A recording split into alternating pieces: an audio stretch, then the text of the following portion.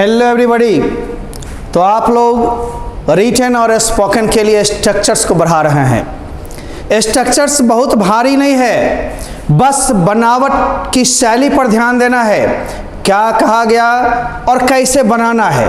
इन सारे बातों के लिए स्ट्रक्चर के साथ वर्ड्स की जानकारी भी जरूरी है।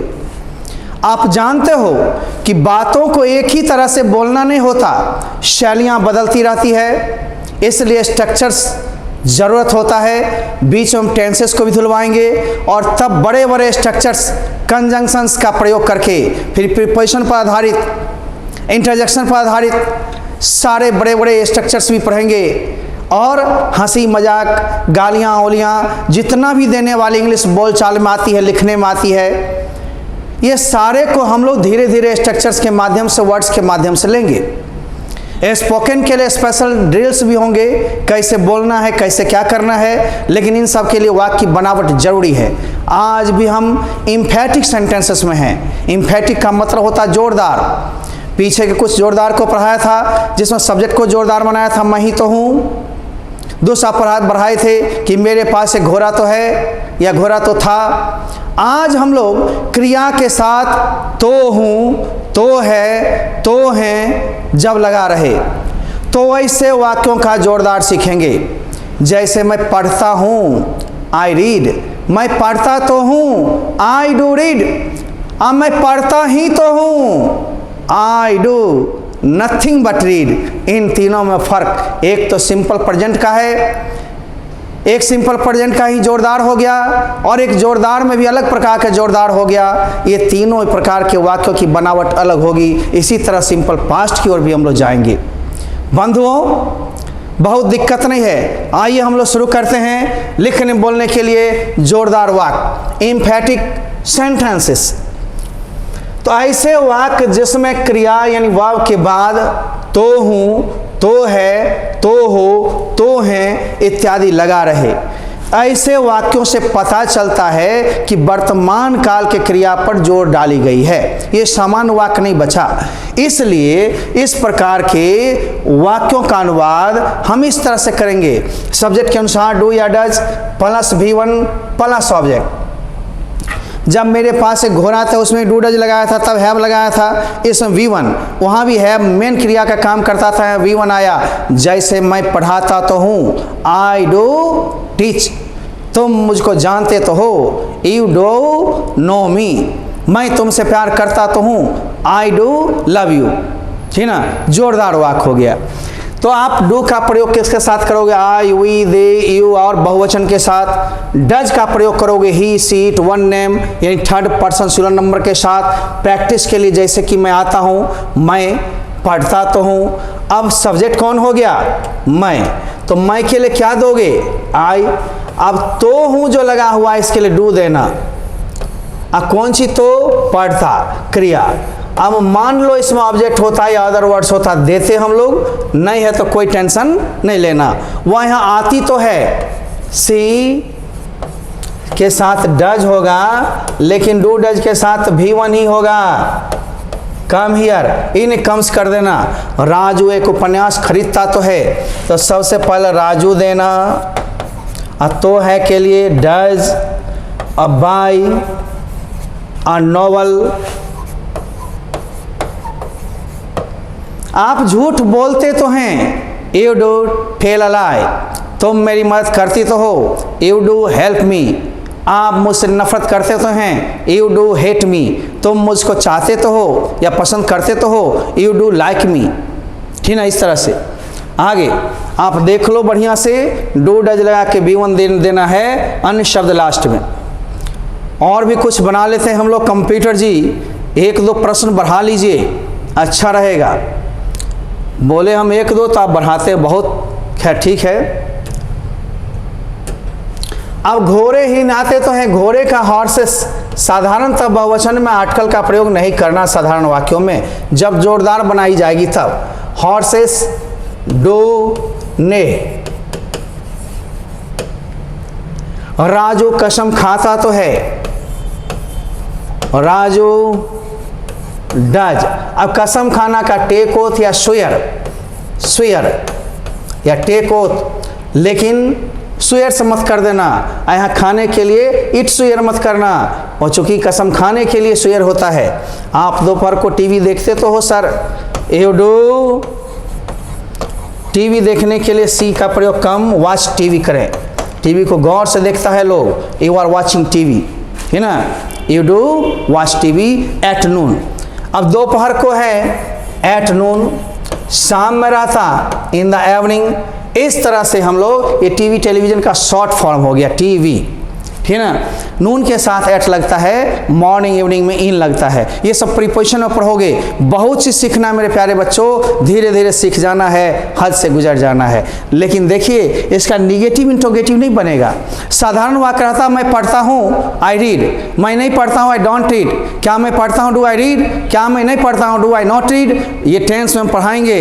उसी टेंस का जोरदार हो गया, मैं पढ़ता तो हूँ, मैं लिखता तो हूँ, तो डू डज लगा के V1, ठीक ना। अब एक वाक्य को और देखना है मेरे बच्चों।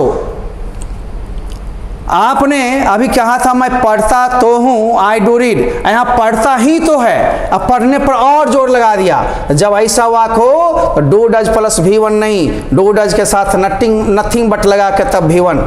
जैसे मैं पढ़ता तो हूं, वह यहाँ सोती तो है, राजू चाय पीता तो है। ऐसे वाक्यों में ही भी एक्स्ट्रा हो गया। आप इन ही के लिए ये जो ही देख रहे हो एक्स्ट्रा हो गया, ये और जोरदार हो गया। यहाँ पर डू डज के साथ नथिंग बट लगा के V1 देना। जैसे मैं पढ़ता तो हूँ, आई डू, असम में नथिंग बट।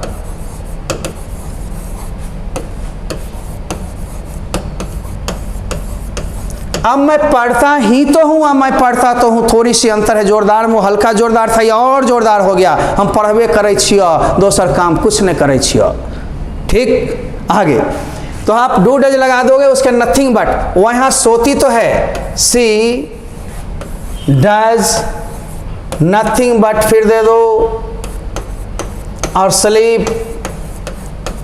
अब है यहाँ अन्य शब्द, यहाँ डाल दो।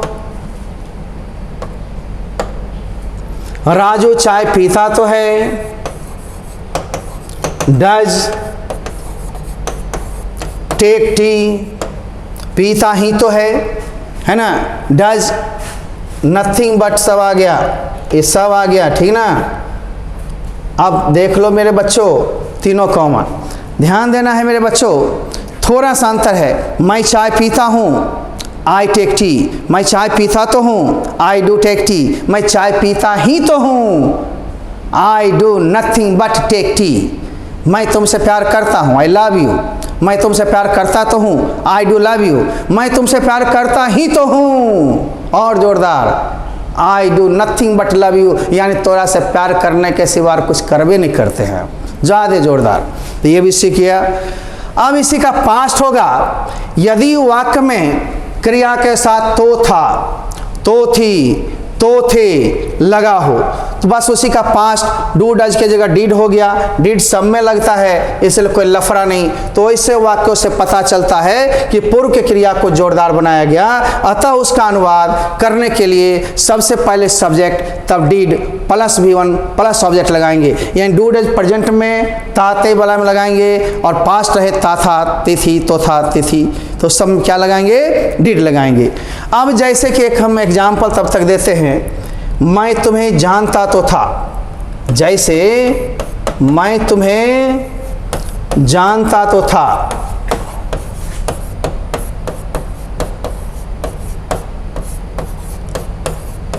अब ये देख रहे हो ना, सीधे जानता था नहीं है, जानता तो था। ये तो जो हो गया जोरदार बना गया। तो आई डिड, डिड के साथ V1 देना, V2 नहीं। नो यू, इसी में रहेगा मैं तुम्हें जानता ही तो था, एक और ही बढ़ जाए, इसी में डिड के बाद नथिंग बट लगा देंगे। I did nothing but know you. बस ऊपर के ही पैटर्न पर नीचे का पैटर्न है। डू डज के जगह डिड, यानी दो ऊपर में पढ़े हैं, दो और नीचे पढ़ लेते हैं, हो गए 4। मत कीजिए इंतजार, होगा आपका बेड़ा पार। इम्फेटिव को सिंगल मोड में रहने दें, निगेटिव इंट्रोगेटिव नहीं बनाएं। खूब वाक्य पैदा करें। वाक्य पैदा करने के लिए सब्जेक्ट बदलते रहें, वर्ब बदलते रहें। वो स्पोकन ड्रिल में अलग से कार्ड मिलती है, जिसको देख करके चेंजिंग करके बोलना पड़ता है।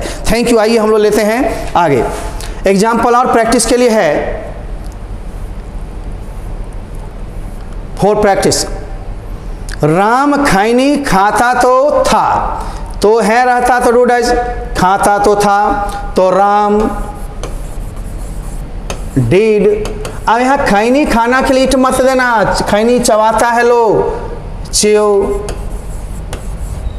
खैनी या तंबाकू टोबैको। सीता यहाँ बैठती तो थी, Sita did sit here. Radha तुमसे नफरत करती तो थी, Radha did, Radha did hate you. Hate मैंने डिसलाइक। आया तो है रहता था डज हो जाता। आप मुझे पढ़ाते तो थे, यू डिड टीच मी। वह शराब पीता तो था, ही डिड DID ड्रिंक।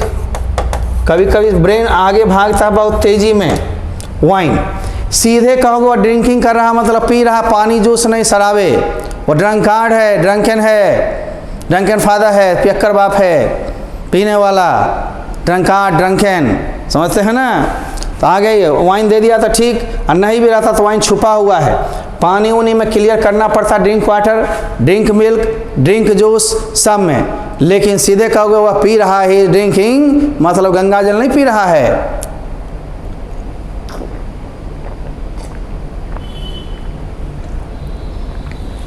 आइए हम लोग चलते हैं बाबू।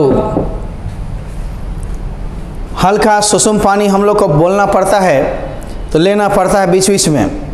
इसकी इजाज़त सब दिन से दिया है, बहुत सारे ऑनलाइन टीचर्स ले रहे होंगे, खास करके अभी के समय में, बरसात है ना। आगे आओ तो देखो, राजू सिगरेट पीता तो था।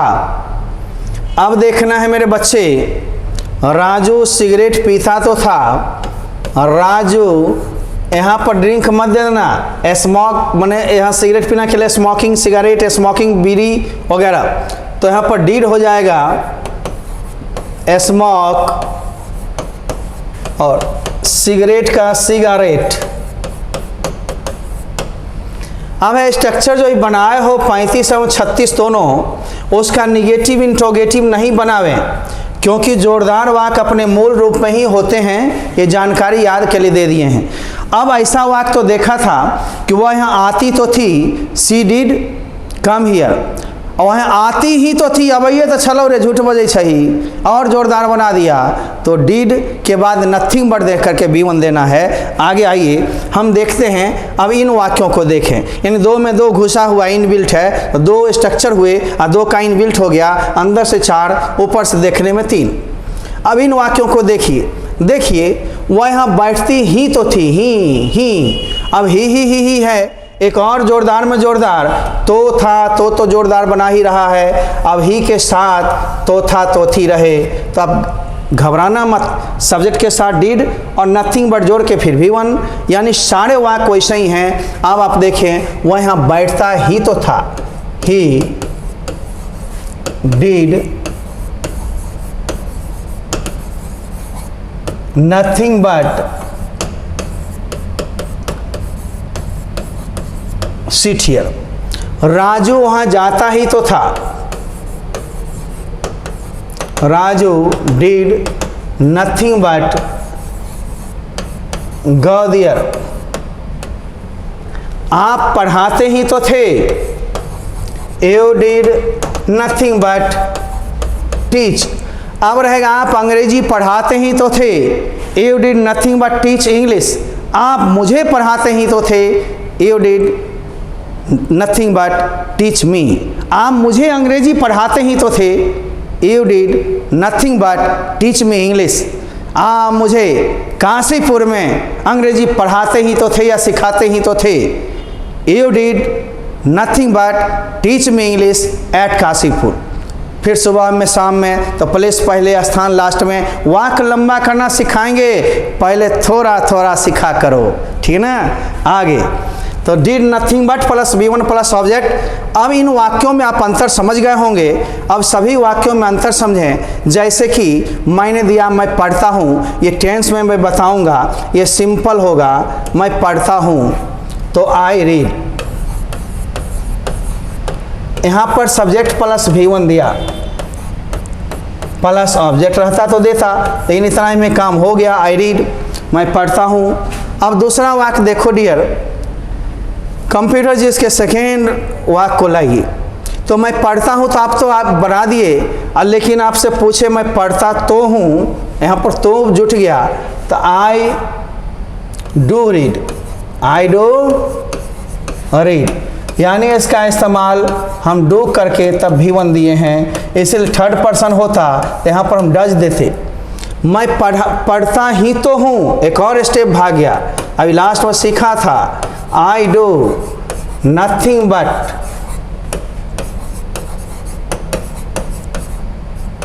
रीड।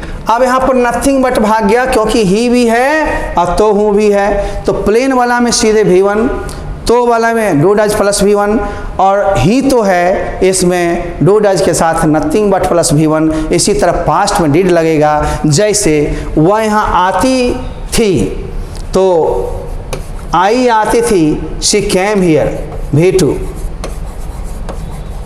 यहाँ पर अब V2 का इस्तेमाल किया क्योंकि सिंपल पास्ट है। वह यहाँ आती तो थी, she did come here. Sir यहाँ क्या इस्तेमाल किए? यहाँ इस्तेमाल किए डिड प्लस V1। क्यों सर? क्योंकि आपको मालूम है कि सिंपल पास्ट में जब नेगेटिव, इंट्रोगेटिव या इम्फेटिक सेंटेंस होता है डिड का इस्तेमाल हुआ, और जब ही जहाँ जहाँ डू डज डिड आएगा वहाँ V1 आएगा मूल रूप में। अतः डू डज डिड के साथ V1 V2 नहीं होगा, कट जाएगा, है ना। वह यहाँ आती ही तो थी, तो यहाँ पर क्या होगा? सी डिड नथिंग बट कम, यहाँ HERE। कलम बहुत फिसलता है। अब यहाँ पर देखो इसमें कहाँ पर कौन सा स्ट्रक्चर लिया? Subject plus did plus nothing but, और डिड लग गया तो V2 नहीं होगा, V1 ही प्लस ऑब्जेक्ट। इसका मतलब है 35 और 36 जो पढ़े हैं उसी में अंतर बताते हुए एक टेंस का भी हम लेकर के बताए हैं कि प्लेन वाक्य में V1 V5 सिंपल प्रेजेंट में, V2 सिंपल पास्ट में होगा। तो है और तो था लग जाए तो है वाले में डू डज प्लस V1, और तो था वाले में डिड प्लस V1, और ही तो है, ही तो था डू डज के साथ नथिंग बट प्लस V1, और पास्ट वाले में did plus nothing but plus V1 का इस्तेमाल करें। वाक्य को बार बार देखिए, एक बार नहीं समझते हो 2-4 बार देखिए। देखने का चीज़ है, सीखने का चीज़ है, आप किसी से कम नहीं है। जज्बा रखिए, जुनून रखिए सीखने में, अपने पर विश्वास, कोर्स में विश्वास, हम पर विश्वास, और सबसे बड़े ईश्वर में विश्वास कीजिए। ठीक, आइए ऐप को प्ले स्टोर से डाउनलोड करके पूर्ण क्लास कर सकते हैं। बाकी ए कुमार सर सर्च करके यूट्यूब पर मैं निःशुल्क क्लास जो मिलती है वो करते रहें। धन्यवाद। फिर मिलेंगे हम लोग, तब तक लेते हैं विदा, और फिर अगले दिन अगली कड़ी के साथ आपके सामने आएंगे। जय हिंद, जय भारत।